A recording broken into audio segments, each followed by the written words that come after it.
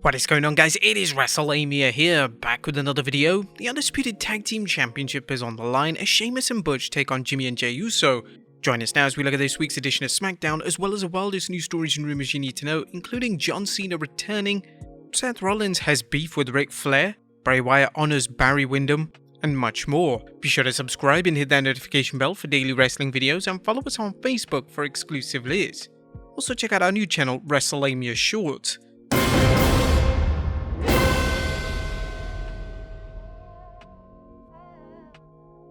Now, as always, we won't recap the matches, but just look at the good, the bad, and the downright ugly. As always, we start off with the good as number 1, Uncle Howdy appears. LA Knight's problems with Bray Wyatt took a terrifying turn last night when Knight accused Wyatt of being behind the recent backstage attacks on him, showing video evidence of a masked figure sulking in the background before or after the attacks on Knight. Uncle Howdy interrupted Knight's promo with a video on the Titantron, enraging Knight and seemingly making the case against Wyatt. Once again, the WWE put some logic into the storylines, with an outraged Knight seeking Wyatt out backstage, only to find a Bray Wyatt shut in his locker room and the lights going out. Knight managed to shine some light with his cell phone camera, another nice touch, revealing what looked like one of the masked figures associated with Wyatt. Fans also noticed a female voice during Uncle Howdy's video, renewing rumors that Alexa Bliss is working with Wyatt. Number 2, Hit Row gets some payback. It was good to see Hit Row get some payback on the Viking Raiders by jumping them during their match against Legado del Fantasma. Hit Row haven't forgotten they have a score to settle with Legado either, and they dished out the punishment to them as well. This three-way faction war continues to grow more interesting, especially since Hit Row are showing that they are nobody's punching bag. Number 3, New Day trap a trope. Last night's Smackdown featured a contract signing between Ricochet and Intercontinental Champion Gunther, and everybody knows what that means. It was time for the WWE to use the contract signing trope of Gunther and the rest of Imperium beating down the babyface. However, the New Day displayed meta-awareness of the trope, showing up to give Ricochet some backup to prevent this. This led to a sensational 6-man match to build up to Gunther's upcoming title defense against Ricochet. Number 4, Kurt Angle's birthday classic nostalgia. Last night's Kurt Angle birthday bash was pure nostalgia and a reminder of how to use legends effectively, capitalizing on the fans' love for them by harkening back to their best moments. That being Angle's milk truck bath segment from the 2001 Invasion storyline, giving the rub to current babyfaces by having Angle share some screen time with them, Braun Strowman and Gable Steveson, and giving heels their comeuppance. Alpha Academy. The interaction between Alpha Academy and Angle was priceless, with Gable snarking that Kurt had lost his integrity and intensity and had best show whatever intelligence he had left by exiting the ring. And Otis in a tie? Well, that just says it all. Number 5, tease for Sami Zayn. What's next week? As predictable as the Brawling Brutes vs Uso title match was, the WWE succeeded with its backstage segment where Sami Zayn was encouraged to look sharp for next week's show as the Tribal Chief is making an appearance. The thought of Zayn trimming or even ditching his beard and getting a haircut has fans speculating he may finally go from honorary Uso to fully fledged family member. Some fans are also starting to wonder if Solo Sikoa isn't feeling very Uso about Zayn's involvement in the bloodline, or whether this is just the enforcer being his normal self. Number 6, good to see Raquel Rodriguez showing toughness. Raquel Rodriguez may be the only female superstar on SmackDown capable of defeating Ronda Rousey, and it looks like the WWE is building up to this by having Rousey and Baszler take out as many undercard stars as possible in a reign of terror designed to leave the Blue Brand's women bruised and battered. Having Rodriguez's broken arm and all confront Baszler and Rousey was a wise way to show Raquel's toughness and cost the two heels a tag match they should have won. Number 7, Karrion Kross ready to put Ray out of his misery. What happens when Karrion Kross and Scarlett walk in on Rey Mysterio working with a medical trainer? Well, the first thing is that the medical calls security, an example of how the WWE is trying to add more realism to its shows, in this case making sure a beat up Rey Mysterio didn't get manhandled by a healthy one. Of course, this segment wasn't just good because of the attention to details, it succeeded because Karrion Kross delivered what initially seemed like words of sympathy for Mysterio, telling him he respected Papa Ray for turning the other cheek to his son. However, Kross's true intentions gradually became apparent when he recalled a story Scarlett told him of a champion racehorse who lost his speed and was then forced to become a workhorse, finally having to be taken out of his misery when it had nothing left to give. Kross's nearly nonchalant delivery made the message all the more menacing. But that was a good what about the bad is number 1, Tegan's troubles. Now you gotta feel bad for Tegan Nox, who was brought back to the WWE only to find herself paired with Liv Morgan, whose Daredevil Liz persona hasn't done anything to remove the stink from her failed Women's Championship run. Add in Morgan's wretched record with tag team partners, and you know this pairing isn't gonna last. Tegan deserves better, and while critics may say it's too early to write this storyline off, it's little more than a sideshow to Raquel Rodriguez versus Ronda Rousey and Damage Control's push on both brands. Number 2, the Usos need to lose the titles. Jay and Jimmy Uso need to drop the Undisputed Tag Team Championship. Is it gonna happen? Well, probably not until WrestleMania 39, but the WWE needs to find a way to change up the Usos match. As good as the Usos are in the ring, their matches all end the same, with a combination of outside interference and a blind tag saving the day from so-called certain defeat. It's just not fun anymore, and Jay and Jimmy have already broken the record for the longest Tag Team Championship reign. What more is there to do? There was nothing downright ugly, as it was a serviceable Smackdown that had the usual mix of entertaining matches and segments to advance storylines.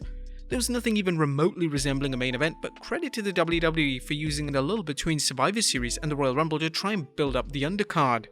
What do you guys think of Smackdown last night? Let us know in the comments down below. Now let's move on to the news. Our first story looks at John Cena returning to Smackdown.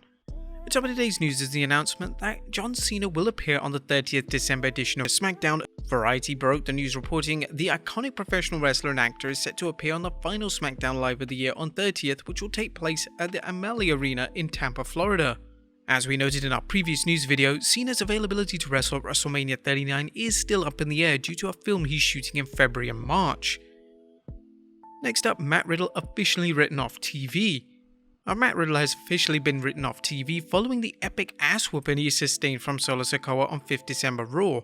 SmackDown's announced team informed fans that Riddle is expected to be out for 6 weeks. There's no word on the real life reason for Riddle's absence, but we will continue monitoring the story. Next up, Austin avoids catastrophe with a fumbled Frankensteiner.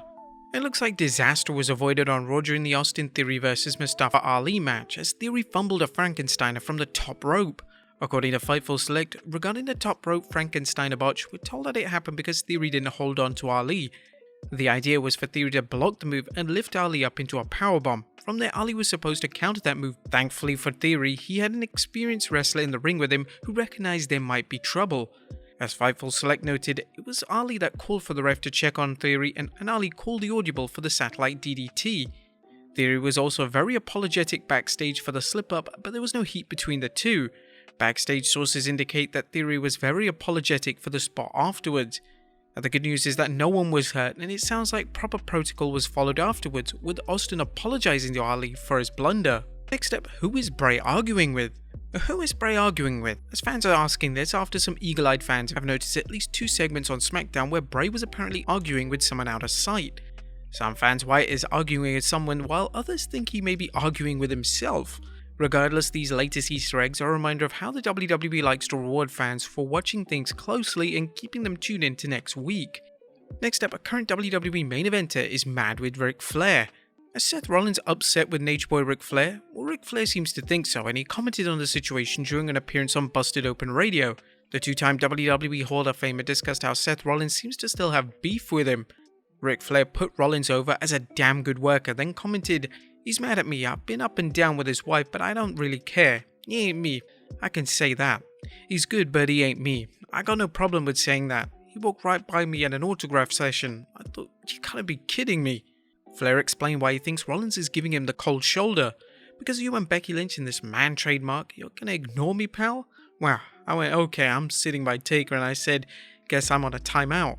I'm not mad at him, everybody should take their wife's side in any debate there is. It's not worth it. You're gonna take their side, and I totally understand that, and as long as that's come and gone, but that was a sensitive point for me. What do you guys think of this beef? And finally, Bray Wyatt honors Barry Windham. And last but not least, Bray Wyatt recently released a touching tribute to his uncle Barry Windham, who was recently released from the intensive care unit after suffering a heart attack. Wyatt took to Instagram sharing his feelings with the fans. Normally, I keep a lot of my outside life separate from anything that I do on here or in the ring. This week, my uncle Barry Windham, he had a massive heart failure in Atlanta, and he went down, and he didn't have a pulse for 10 to 20 minutes, so he was away, he was gone.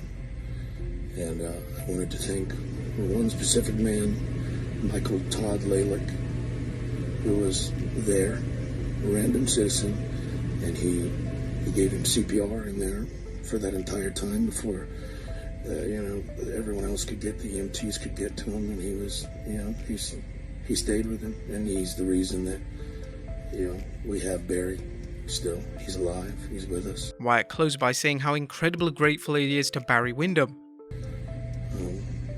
And Barry Windham has given his life to his profession, His whole life has been about this, just like mine, and he put everything into it, and I just wanted to share that I'm incredibly thankful to have him back. As we mentioned earlier this week, a GoFundMe has been set up by Mr. Windham's niece Mika Rotunda. For more information, check the description down below. But there you have it, folks. I'll look at this week's edition of Smackdown, as well as the wildest news stories and rumors you need to know. Be sure to leave your comments down below, and I'll see you next time with some more wrestling content.